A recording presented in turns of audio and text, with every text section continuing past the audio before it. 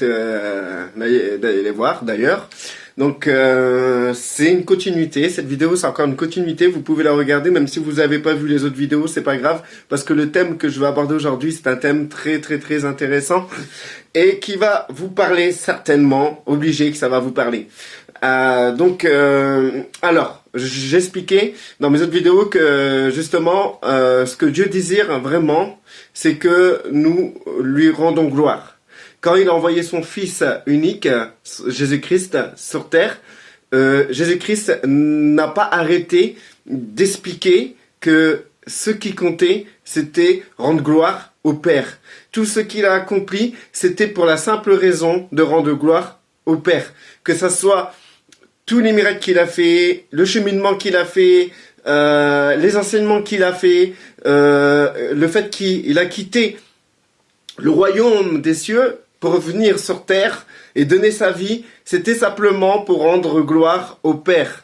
Tout ce qu'il pensait, tout ce qu'il faisait, c'était pour rendre gloire au Père. Donc du coup, frères et sœurs, en tant que disciples, nous suivons ces traces et les traces que nous suivons, c'est rendre gloire au Père, puisque c'est ce que lui a fait, c'est tout ce qu'il a fait, tout ce qui transpirait, c'était vraiment pour rendre gloire au Père. Donc du coup, aujourd'hui, j'ai pu constater, même quand on accepte Jésus-Christ comme Sauveur et Seigneur, qu'il a pris tous nos péchés, il y a même des passages dans la Bible qui dit comme ça, qu'il a pris aussi nos maladies, nos infirmités, etc. Et je regarde autour de moi, et je constate énormément de frères et de sœurs, de chrétiens malades. Je peux voir que Jésus-Christ exprimait l'amour du Père. Il disait comme ça que Dieu est amour, quoi. Dieu est bon, quoi. Et alors pourquoi il y a des gens sur terre, des enfants qui meurent pour un oui, pour un non, parce que ils se font violer ou ils meurent de faim ou de maltraitance. Il y a des injustices qui sont terribles. Pourquoi Dieu ne fait rien? Pourquoi autant de ténèbres? Pourquoi Dieu n'arrête pas tout ça? Franchement, il peut arrêter tout ça, quoi. Ça sert à rien. Ça sert à rien, au fond. Vraiment, ça, c'est notre pensée à nous. De se dire, ouais, ça sert à rien. Mais en vérité, il y a quelque chose qui nous dépasse à travers tout ça. À chaque fois qu'une personne va vivre des événements hyper compliqués, hyper difficiles, eh ben, il y a quelque chose de spirituel et de puissant qui se passe derrière tout ça. Et dedans, et dans tout ça, il y a une occasion de rendre gloire au Père. Donc, frères et sœurs, si aujourd'hui si aujourd'hui vous êtes malade, ou vous avez vécu des situations mais catastrophiques, où vous avez des enfants malades, où vous avez vous avez perdu quelqu'un de cher, etc. Eh ben, dites-vous que rien n'est fait au hasard. Et Dieu n'a pas autorisé cela pour vous faire souffrir inutilement. C'est qu'il y a quelque chose qui nous a dépassés à travers tout ça. Chaque événement sur terre, il y a quelque chose qui nous dépasse et qui a une raison spécifique que ça se passe. Alors, sans rentrer dans l'esprit de réparation, quoi qu'il arrive, ce que tu vis aujourd'hui, les ténèbres qui sont dans ta vie, c'est l'occasion pour toi d'être une lumière et de briller. Et c'est ainsi que tu rends gloire à Dieu. Comment pouvons-nous rendre gloire à Dieu? C'est simple. Comme on peut expliquer à un enfant, Dieu c'est la lumière, Satan c'est les ténèbres. Quand tu es dans la lumière, tu rends gloire à Dieu. Quand tu es dans les ténèbres, tu rends gloire à Satan. C'est soit tu rends gloire à Dieu, soit tu rends gloire à Satan. Donc, comme dans les précédentes vidéos, j'ai expliqué, soit tu utilises le fruit de l'esprit, tu rends gloire à Dieu, parce que c'est la lumière ultime. Dieu s'est manifesté depuis l'existence de la création à travers la lumière, que la lumière soit. Avant ça, il y avait des ténèbres sur la terre. Et que la lumière soit. Et le premier jour, deuxième jour, troisième jour, Adam et Ève, ils ont chuté, etc., etc. Mais Dieu a toujours Dieu a toujours parmi les ténèbres libéré sa lumière. Et il n'y a que cette lumière qui rend gloire au Père, qui est l'identité, l'identification du Père, du Créateur. Donc du coup, on peut voir que Dieu a manifesté sa lumière à travers Abraham. Il a manifesté sa lumière à travers Isaac et Jacob. Et à travers, c'est pour ça qu'on dit le Dieu d'Abraham, d'Isaac et de Jacob, parce que les trois ont manifesté sa lumière. C'était, si sur terre, il y avait un endroit où on pouvait rencontrer Dieu, c'était à côté d'Abraham, ou à côté de Jacob, ou à côté d'Isaac, ou à côté de Jacob. Ensuite, il y a eu Moïse à travers la Torah. La Torah, magnifique lumière. Aujourd'hui, nous avons dans la Bible, l'Ancien Testament, qui est la Torah, on va dire une version de la Torah, parce que la version hébreu, je pense qu'elle est phénoménale.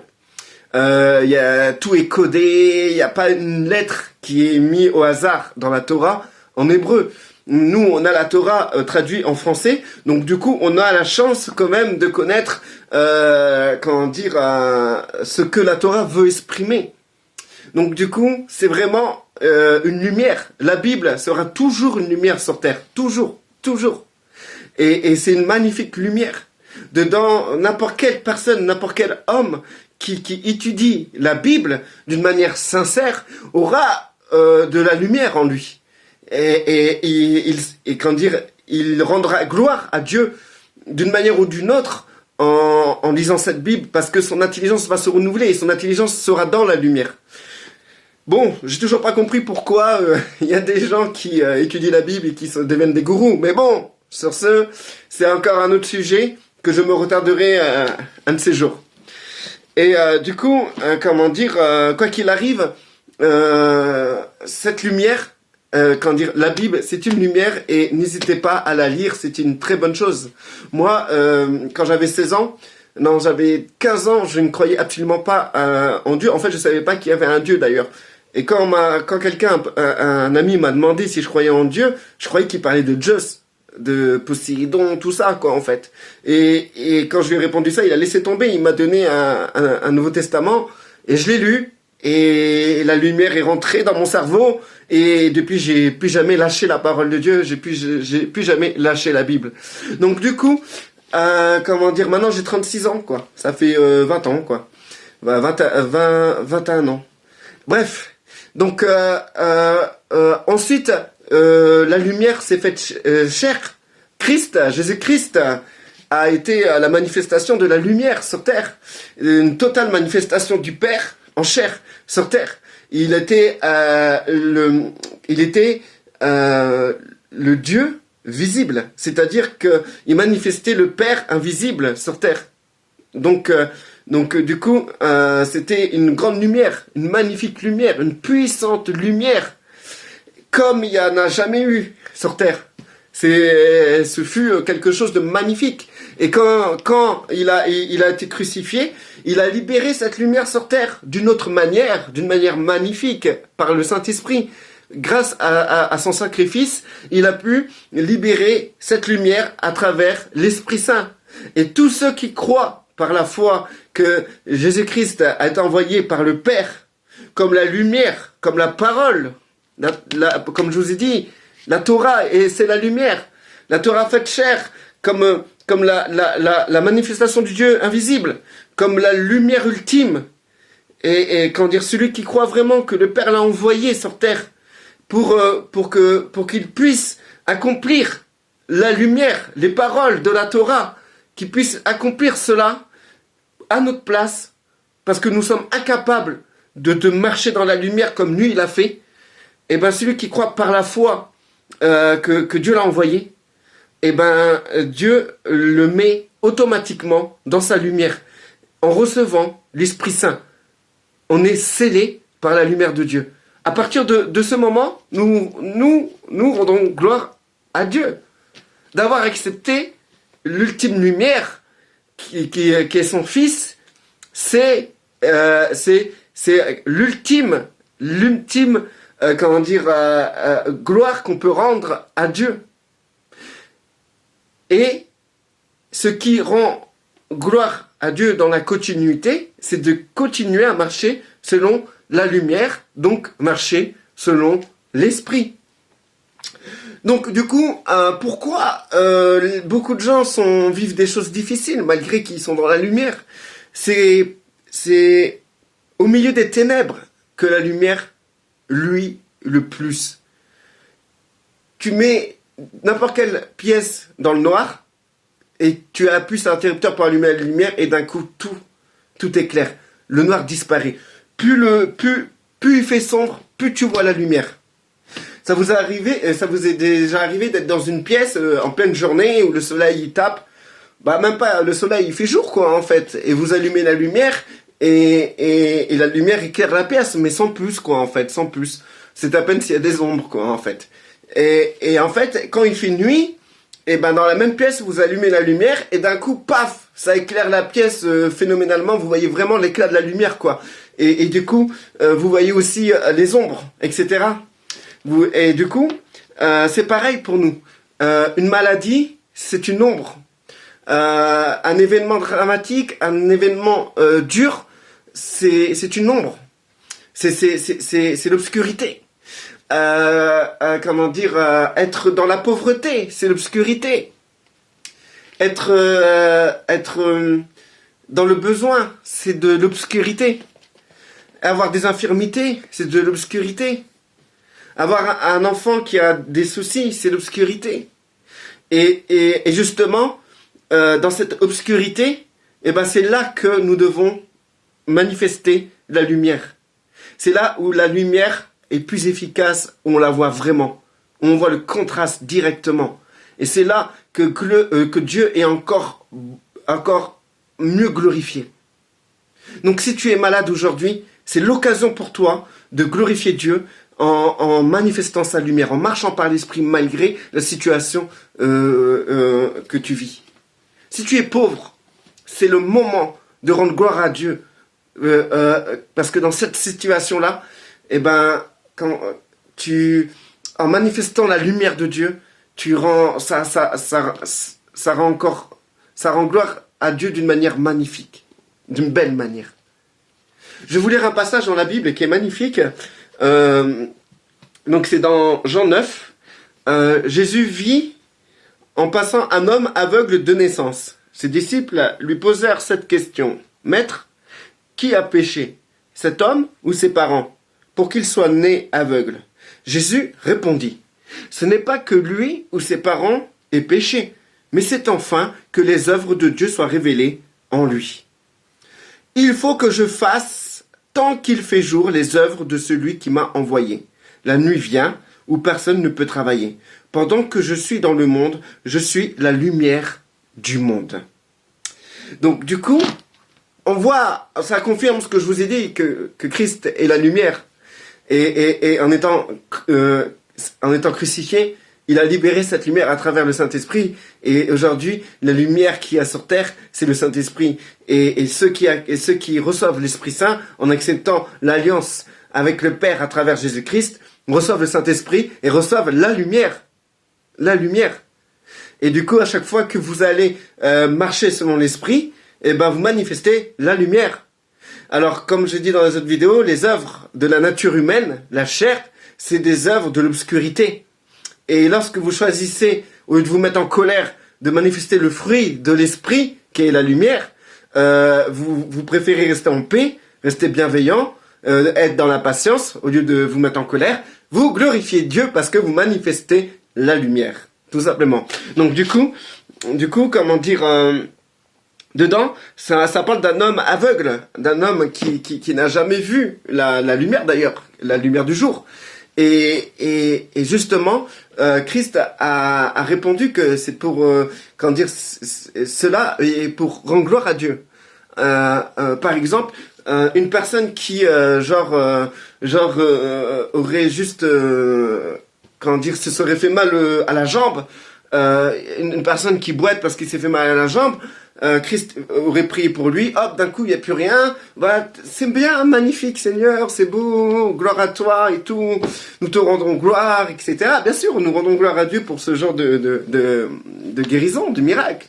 Mais imaginez-vous quelqu'un qui est né aveugle, juste une imposition des mains, et je sais pas, il a fait un truc avec la terre. Donc après avoir dit cela, il cracha par terre, il fit de la boue avec sa salive, puis il appliqua cette boue sur les yeux. Et il lui dit, va te laver au bassin de Siloué, donc qui signifie envoyer. Il alla donc se lava et revint voyant clair. Là, tu te dis, c'était quand même une obscurité violente, quoi. Le gars, il est né comme ça, quoi, en fait. Hein. Il y a aucune connexion avec ses yeux, son cerveau, rien du tout, quoi. C'est carrément de la création ce que Christ nous a fait, là. C'est magnifique. C'était quand même quelque chose de profond, d'obscur, de violent, quoi, de méchant.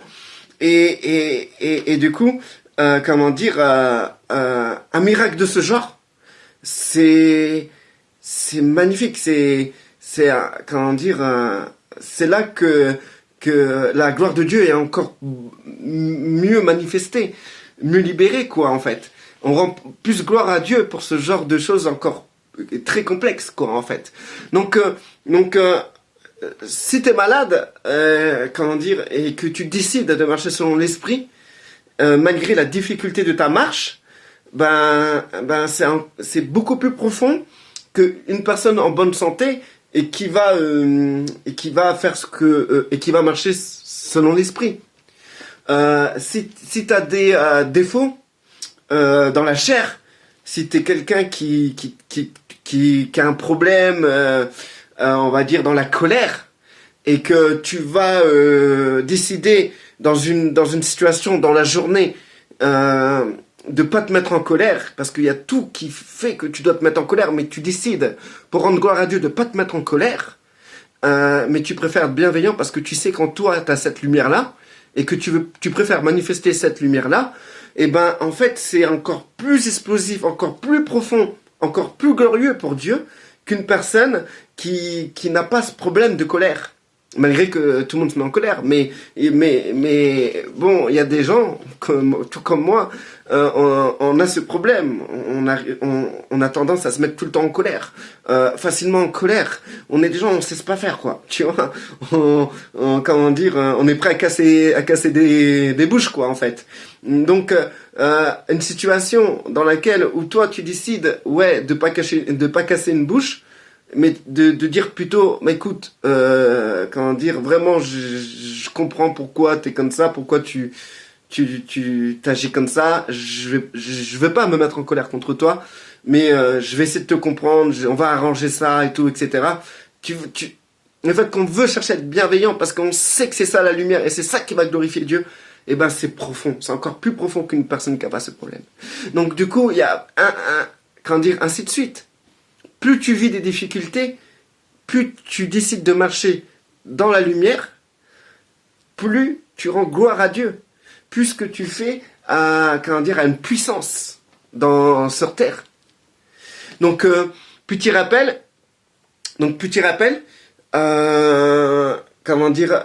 pas, ce que j'ai pu dire dans les autres vidéos, c'est que chaque jour suffit sa peine. Chaque jour, c'est une nouveauté. Ce que tu as fait hier ne compte plus pour aujourd'hui. Si hier, tu as réussi à te maîtriser, si hier, tu as réussi à marcher droit, si tu as réussi à rester dans la lumière, c'est bien. Aujourd'hui, c'est un nouveau jour, donc tu dois te préoccuper de ce jour-là, parce que ce que tu as fait hier, c'est bon, c'est classé dans des dossiers, voilà, on n'en parle plus, on passe au jour suivant. Et tu pourras pas revenir sur ce jour-là. Donc voilà. Donc pour vous dire que vous avez plus d'une occasion de briller, de luire dans la lumière.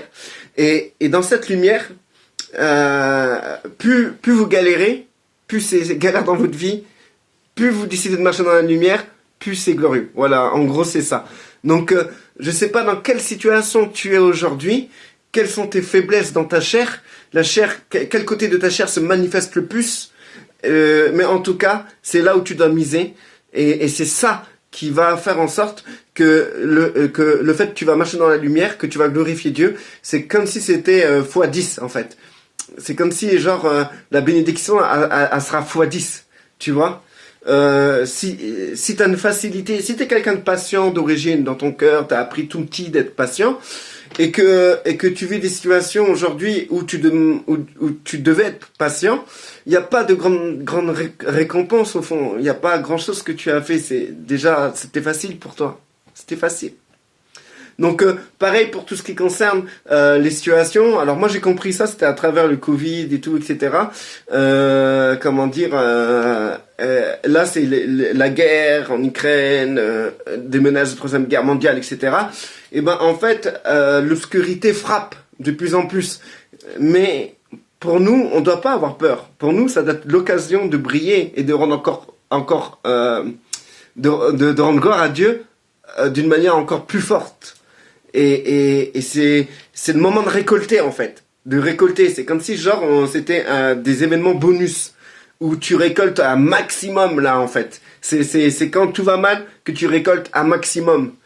Quand tout va bien, tu récoltes, allez normal, allez c'est normal, allez bon, allez t'auras. Je vais compter cette œuvre que t'as faite, le fait que t'as marché dans la lumière là, t'aurais pu être un peu en colère, mais comme à ton habitude, t'es resté calme. Mais bon, tu t'es pas énervé, donc c'est une œuvre. Mais maintenant, quelqu'un de très nerveux, qui arrive à se calmer et qui veut marcher dans la lumière. C'est x10, frangin. Allez, restez bénis, que la paix demeure sur vous.